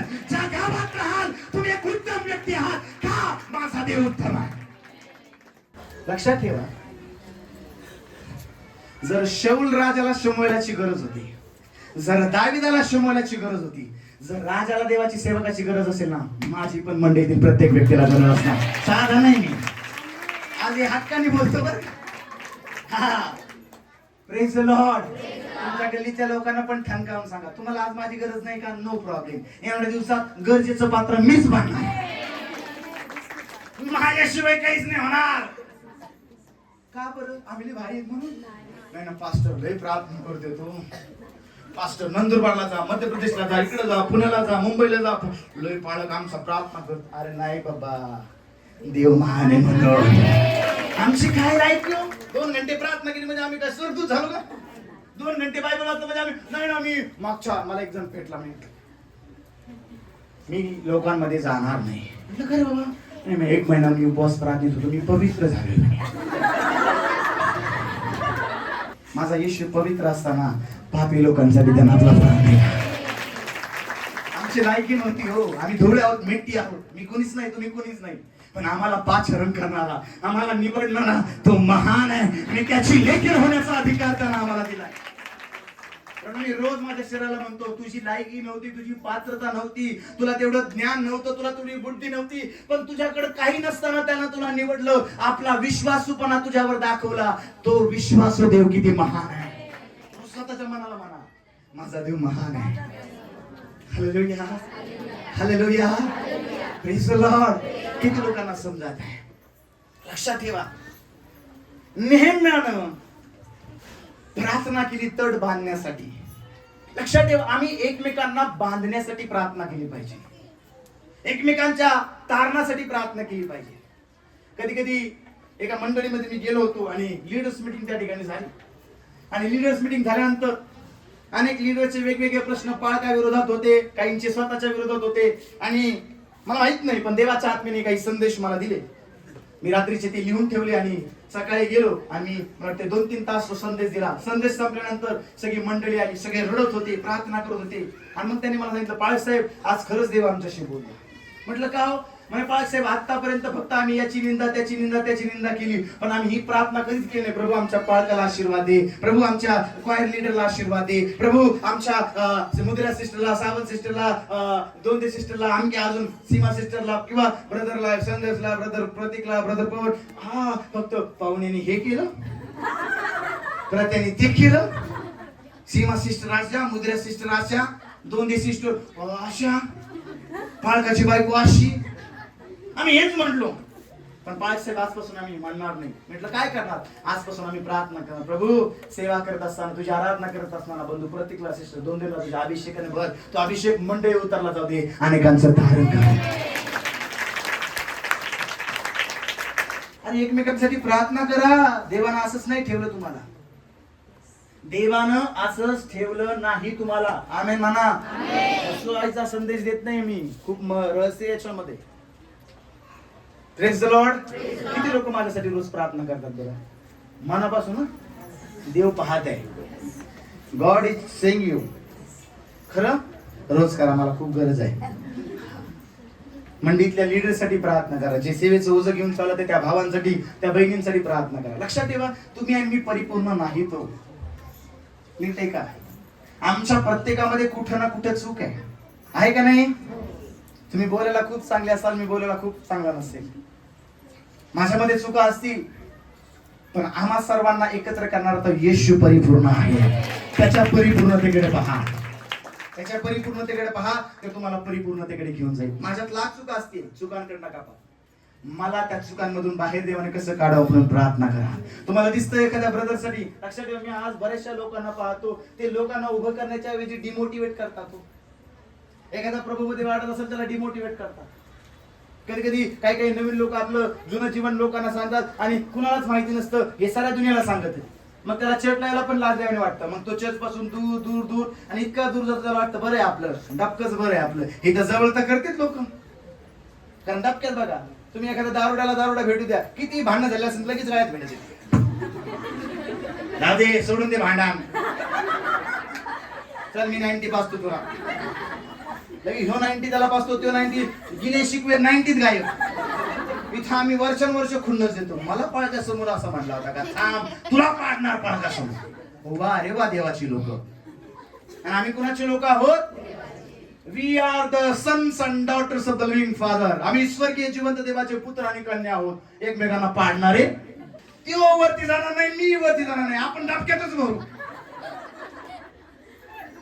खेकडाला वाटतं किती भारी विहीर आहे ना, पण विहिरीच्या बाहेर पण काय आहे? जग आहे. डबक्यात नको राहू. डबक्यातलं पाणी आजारी पाडणार असतं बरं का. खरं तुम्हाला सांगते की डबक्यात डुबक्यात पावायला आले का आजारी पडतात बघा. नदीचं पाणी वाहत असतं, डबक्यात तिथंच वाहतं का कुठं? तुम्ही बघा, डबक्यातलं पाणी वाहत नाही. आमच्या गावात खदानी होत्या काही काही, त्या डबक्यात पाणी साचायचं, पोरं पावायला जायचे ना आजारी पडायचे. नदीत पावायला गेलो कोणी, मला प्रश्न पडायचा नेमकं काय. मग मला कळलं डबक्यात घाण आहे, नदीत स्वच्छता आहे. आज लक्षात ठेवा, डबक्यातल्या त्या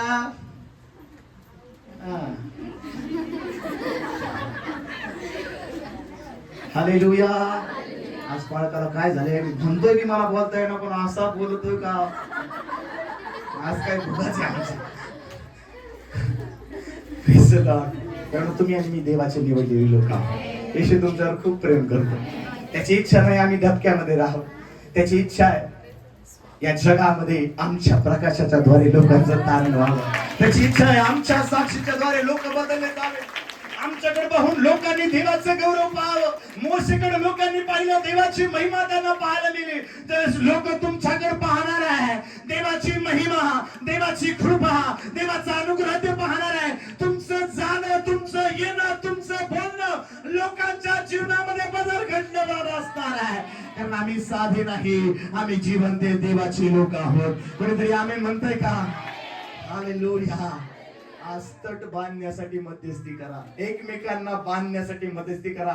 जे पडले त्यांना पुन्हा एकदा उभे करा. मंडईतून दूर गेले त्यांच्यासाठी प्रार्थना करा. प्रणव, जैसे एखादा परिवार मंडईतून दूर जातो, मी आणि माझी पत्नी आम्ही रोज प्रार्थना करतो, प्रभू त्यांना पुन्हा एकदा मंडईत घेऊन.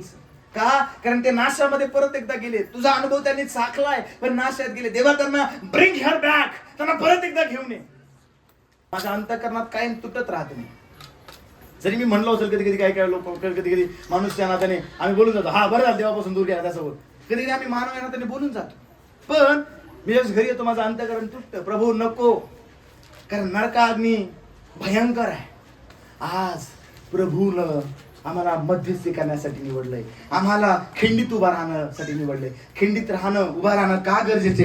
दुसरी गोष्ट, तट बांधण्यासाठी, म्हणजे मजबूतीसाठी, म्हणजे सुरक्षेसाठी, म्हणजे प्रोटेक्शन होण्यासाठी. तिसरी गोष्ट, आमच्या जीवनामध्ये आम्हाला खिंडीत उभा राहणं, आमच्या जीवनामध्ये आम्हाला मध्यस्थी करणं का गरजेचं? यहोशू इतिहासाचं पुस्तक, दुसरं इतिहासाचं पुस्तक, याचा 20वा अध्याय आणि 11 आणि 12 वचन. दुसरं इतिहासाचं पुस्तक 20वा अध्याय 11 आणि 12 वचन. पहा जे वतन तू आम्हास दिले आहे, हा. त्यातून आम्हास घालवून देण्यासाठी हा. ते आले आहेत. हा. असे हे आमची उलटफेड करण्यास आले आहेत. हा. हे आमच्या देवा, हा. तू त्यांचे शासन करणार नाहीस का? कारण आमच्यावर चालून आलेल्या या मोठ्या समूहाशी सामना करण्यास आम्हास ताकद नाही. हा. आम्ही काय करावे ते आम्हास सुचत नाही, पण आमचे डोळे तुझकडे लागले आहेत. प्रत्येक गावाचा. पहा जे वतन तू आम्हास दिले आहे, हा. त्यातून आम्हास घालून देण्यासाठी ते आले आहेत. हा. असे हे आमची उलटफेड करण्यास आले आहेत. हे आमच्या देवा, तू त्यांचे शासन करणार नाहीस का? कारण आमच्यावर चालून आलेल्या या मोठ्या समूहाशी सामना करण्यास आम्हास ताकद नाही. आम्ही काय करावे ते आम्हास सुचत नाही, पण आमचे डोळे तुझकडे लागले आहेत. तेव्हा सर्व यहुदी आपले मुळे बाळे व स्त्रियासह परमेश्वरासमोर उभे राहिले. मग आसाफ वंशातला यहजिएल बिन जकर्या बिन बनाया बिन एईएल बिन मतन्या लेवी हा या मंडळीमध्ये उभा होता. त्यांच्या ठाई परमेश्वराचा आत्मा उतरला. बघा, बायबल आम्हाला सांगतं या ठिकाणी अमोनी आणि मोवाबी लोक मसलत करून यहोशाफाट आणि इस्रायल लोकांच्या विरोधामध्ये उभे राहिले. बायबल आम्हाला सांगतं यहोशाफाट या ठिकाणी म्हणत आहे, देवा त्या मोठ्या समूहाला हरवण्यासाठी आम्ही योग्य नाही, त्या मोठ्या समूहाला धुळीस मिळवण्यासाठी आम्ही योग्य नाही.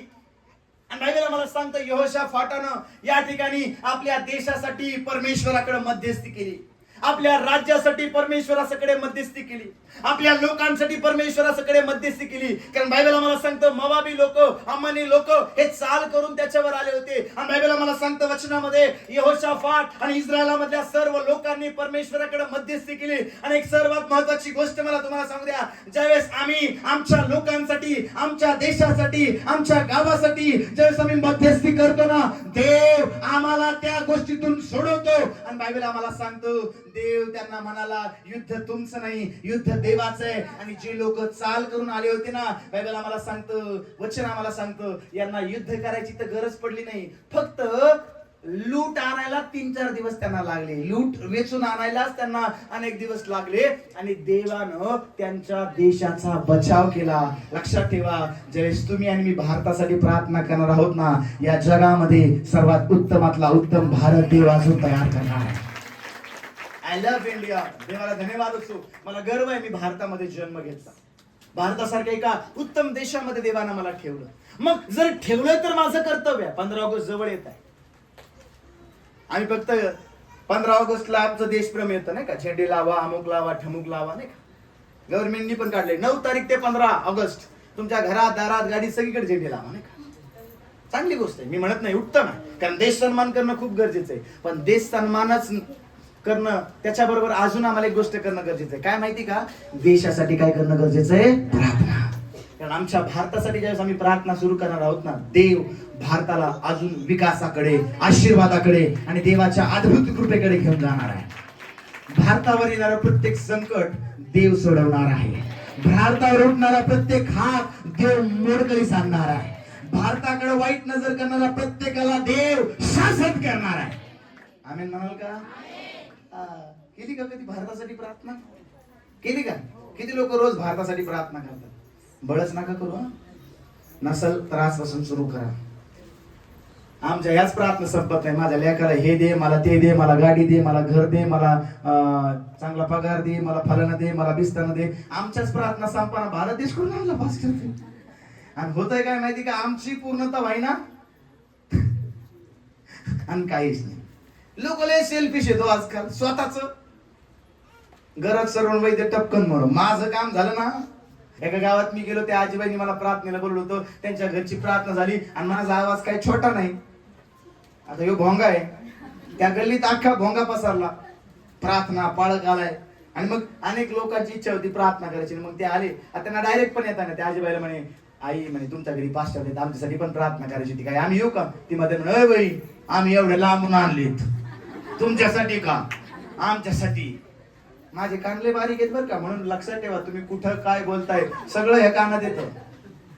म्हणून मंडईतल्या लेकरांना मला सांगायचंय, क्षमा करा, आपल्या मंडईत नाहीत बरं का, हा माझा विश्वास आहे. आमेन. सगळ्या लोक आपल्या मंडईत नाहीत असा माझा विश्वास. आणि प्रभू विश्वासाप्रमाणे कार्य घडलं, तुला धन्यवाद. आता माझे कानले बारीक आहे, मी ऐकलं, प्रार्थना जरी चालू होती तरी मला ऐकलं.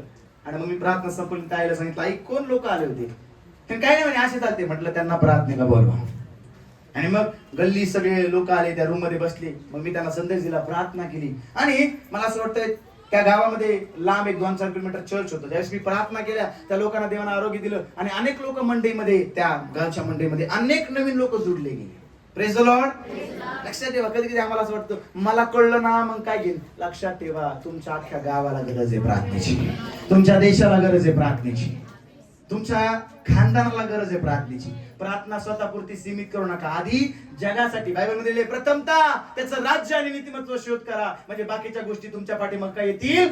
लक्षात ठेवा, मी एक गोष्ट तुम्हाला सांगतो, आधी सगळ्यात आधी बाकीच्या लोकांसाठी, मंडईसाठी, देशासाठी, गावासाठी, नातेवाईकांसाठी आणि शेवटला स्वतःसाठी प्रार्थना करा. मी तुम्हाला सांगतो, तुमच्या मागण्या कल्पनांपेक्षा देव तुम्हाला अधिक देऊन तुमचं करणार, कारण तुम्ही इतरांसाठी प्रार्थना करत आहात. एकमेकांचं ओझं व्हा, म्हणजे तुम्ही ख्रिस्ताचा नियम काय कराल, पूर्ण कराल. आणि म्हणून या दिवसांमध्ये आम्हाला आशीर्वादित होण्यासाठी इतरांसाठी प्रार्थना करणं खूप गरजेचं आहे. मी नंतर तुम्हाला एक विषय शिकवणार आहे, बराखा. काय विषय? येणाऱ्या दिवसात आम्ही शिकवतो बराखा. बराखा या शब्दाचा अर्थ आहे आशीर्वाद, नाही का? आपण शिकू नंतर येणाऱ्या दिवसात.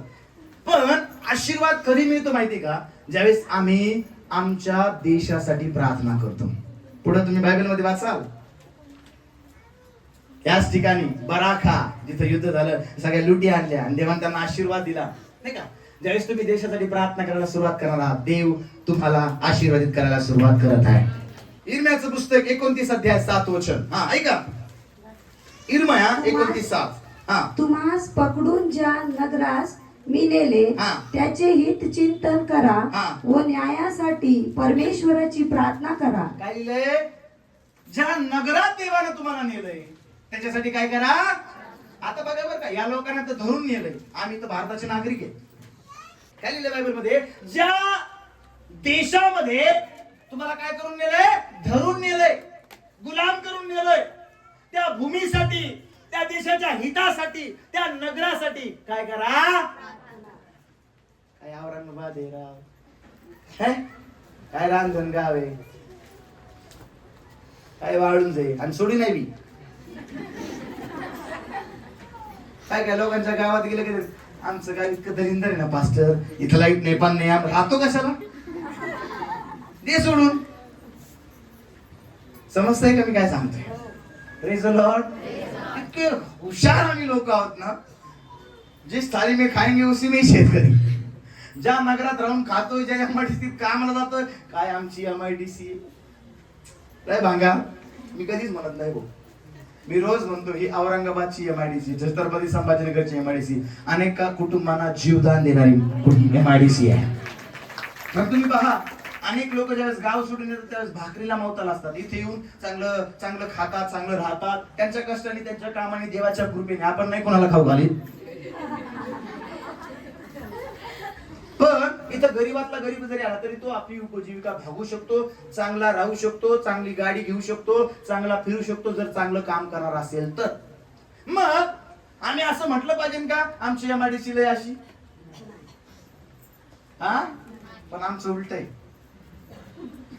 ज्या गल्लीत राहू ना त्या गल्लीच्या तारणासाठी कधी प्रार्थना केली नाही, ज्या गल्लीत राहू ना त्या गल्लीच्या उन्नतीसाठी कधी प्रार्थना केली नाही, ज्या घरात राहू ना ते घर चांगलं सुधारावं म्हणून कधी प्रार्थना केली नाही. पण आमच्यात एक आत्मा आहे जो देवाचा नाही, सैतानाचा आहे, कुरकुरो. ते मिसर देशात अजूनही सोडलाच नाही तो कुरकुरो इस्रायल. अरे 40 वर्ष कुरकुरीमुळे जंगलात फिरावं लागलं. किती वर्ष? आमच्या जीवनात आशीर्वाद काय आहे माहिती का? कुरकुर. पाळकाबद्दल कुरकुर, ब्रदर बरोबर कुरकुर, ना बायको बरोबर कुरकुर, नवऱ्या बरोबर कुरकुर. आणि कुरकुरे किती जरी खाल्ले तरी काय अंगाला लागा ना, आणि काही व्हायना बाबा. किती कुरकुर केली तरी काय अंगाला लागणार, फायदे नाही व्हायना. कुरकुर नका करू. देवाला कुरकुरे नाही, देवाला प्रार्थना करणारे लोक आवडतात. आम्ही कुरकुरे नाही. मी काय सांगत आहे? तिसरी गोष्ट, आमच्या देशासाठी, आमच्या नगरासाठी प्रार्थना करा. 1-2 वचन आपण वाचूया आणि बंद करूया. 1 तिमोथी 2 अध्याय 1 वचन. 1 थेसली 5 अध्याय 24 वचन. हा, कुणीतरी वाचा. 1 तिमोथी 2:1, 1 थेसली 5:24. हा. तर सर्वात प्रथम हा बोध मी करीतो की सर्व माणसांसाठी विनंत्या प्रार्थना रदबदल्या व उपकार स्तुती करावी. कशासाठी? सर्व माणसांसाठी काय करावी? प्रार्थना. हे वचन खूप महान आहेत बरं का. हा, बघ 1 थेसली 5:24. तुम्हास पाचारण करणारा विश्वसनीय आहे तो हे करीलच. बंधूंनो, आम्हासाठी प्रार्थना करा. बंधूंनो, आम्हासाठी काय करा? लक्षात ठेवा, मी मगाशी तुम्हाला उत्पत्ती 18 सांगितलं. मोशेनं आपला भाऊबंद लोट याचा बचाव व्हावा म्हणून मध्यस्थी केली. आज तुम्ही मध्यस्थी करणार आहात, देव लोकांचं तारण करणार आहे. चौथी गोष्ट, आता सांगितलं मी नगरासाठी, शहरासाठी. चौथी गोष्ट आमच्या लोकांसाठी, आमच्या कुटुंबासाठी, आमच्या आसपासच्या मित्रमंडळीसाठी प्रार्थना करा. आणि माझा विश्वास आहे तुमचा मित्र जर पाप करत असेल, तुम्ही रोज त्याच्यासाठी प्रार्थना कराल, एक दिवस तो तुमच्या समोर आपलं पाप कबूल करून, पाप सोडून देऊन येशूला वैयक्तिक टाकणारा म्हणून स्वीकारणार आहे. तुमच्या घरातले लोक व्यभिचारात आहेत, पापात आहेत, व्यसनात आहेत, प्रार्थना करा, एक दिवस तुमच्या बरोबर ते चर्चला येणार आहे. अनेक बहिणींनी मला साक्ष दिली आहे, पास्टर आम्ही एकट्या चर्चला येत होतो. मी त्यांना सांगितलं कधीच नवऱ्याला फोर्स करू नका, पण प्रार्थना करा. आज त्याच बहिणी मला सांगतात, पास्टर आधी एकटी येत होते, नवऱ्यासाठी प्रार्थना करत होते, आज देवानं नवऱ्याला पण बदललं, मी आणि माझं घराणं तर परमेश्वराची सेवा करणार. आज प्रार्थना करा, देव तुमच्या घराण्याचा उद्धार करणार आहे. आज प्रार्थना करा, देव तुमच्या गावाचा उद्धार करणार आहे. आज प्रार्थना करा, देव तुमच्या देशाचा उद्धार करणार आहे. आज प्रार्थना करा, देव तुमच्या नगराचा बचाव करणार आहे. आता शेवटला एकच, जर तुम्ही हे नाही केलं, जर तुम्ही खिंडीत उभा नाही राहिले, जर तुम्ही एकमेकांसाठी ज्यावेळेस आपण या गोष्टी जर नाही केल्या, एक वचन वाचू, एचकेलचं पुस्तक 22वा अध्याय 21 वचन. मी तुम्हास जमा करून, मी तुम्हास जमा करून माझ्या कोपाग्नीचा फुंकर हा तुम्हावर घालीन, तुम्हावर घालीन. तेने करून हा. तुम्ही भट्टीत वितळून जाल. हा पुढं. रुपे भट्टीत वितळते हा. तसे तुम्ही यरुशलेमेत वितळून जाल. हा. तेव्हा तुम्हाला समजेल की मी परमेश्वराने आपला संताप तुम्हावर ओतिला आहे. हा काय लिहिलंय बाईबलमध्ये? परमेश्वरानं आपला संताप तुम्हावर काय केलाय? तुम्ही वितळून जाल. का माहिती का? मध्यस्थी न केल्यामुळं, प्रार्थना न केल्यामुळं, खिंडीत उभा न राहिल्यामुळं. आणि म्हणून आज जर तुम्हाला वाटतं तुमचा नाश होऊ नये, आज जर तुम्हाला वाटतं तुम्हाला त्या अग्नीमध्ये टाकू नये, आज जर तुम्हाला वाटतं तो अधोलोक तुमच्यापासून दूर व्हावा, आज तो अग्निगंधक तुमच्यापासून दूर व्हावा, प्रार्थना करा. एक दुसऱ्यांसाठी प्रार्थना करा, गावासाठी प्रार्थना करा. आज खिंडीमध्ये उभा राहा, आपल्या कुटुंबासाठी उभा राहा, आपल्या गावासाठी उभा राहा, आपल्या देशासाठी उभा राहा, आपल्या घराण्यासाठी उभा राहा. तुमच्याद्वारे देव त्याचा प्रकाश, त्याचा चमत्कार, त्याचा अभिषेक, त्याची कृपा, त्याचं तारण तुमच्या लोकांवर पाठवणार आहे. तुमच्याद्वारे विजय मिळणार आहे, तुमच्याद्वारे आशीर्वाद मिळणार आहे. तुमची प्रार्थना शहरांमध्ये शांती आणणार आहे, तुमची प्रार्थना देशाचं संरक्षण करणार आहे, तुमची प्रार्थना नरक खाली करणार आहे. आम्ही कोणतरी म्हणतोय का? परत एकदा म्हणतो, तुमची प्रार्थना नरकाला खाली करणार आहे, तुमची प्रार्थना सैतानाचं राज्य उद्ध्वस्त करणार आहे. Your prayer changing thousands of life. तुमची प्रार्थना अनेकांचं जीवन बदलणार आहे. किती लोक आज माझ्या बरोबर प्रार्थना करायला तयार?